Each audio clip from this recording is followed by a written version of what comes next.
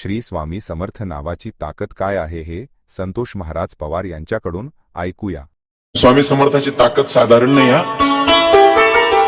एक वाक्य सांगू का? माणसाला स्वतःच्या जीवनामध्ये जर काहीतरी सामर्थ्य बनवायचं असेल किंवा स्वतःला सामर्थ्यवान बनवायचं असेल तर त्याच्यासाठी समर्थाची भक्ती केली पाहिजे।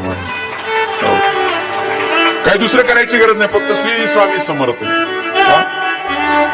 बघा ना, तुम्ही तुमच्या जीवनातलं जर संकट तुम्हाला दूर करायचं असेल, बरेच माणसं जीवनामध्ये त्रस्त असतात, काही ना नोकरीमध्ये अडचणी येतात, जीवनामध्ये अडचणी येतात, धनलाभ होत नाही, संसारामध्ये सारखं काही ना काही कारण चालू असतं। एक वाक्य सांगू का महाराज?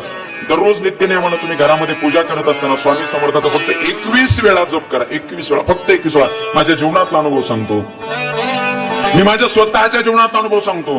दररोज सकाळी नित्यनेमानं तुम्ही पूजा करत असताना देवाच्या जवळ बसायचं, देवालयाजवळ बसायचं आणि श्री स्वामी समर्थ फक्त 21 वेळा जप करा। बघा, नक्कीच तुमच्या जीवनातली संकट दूर झाल्याशिवाय राहणार नाही। ती स्वामी समर्थाची ताकद आहे।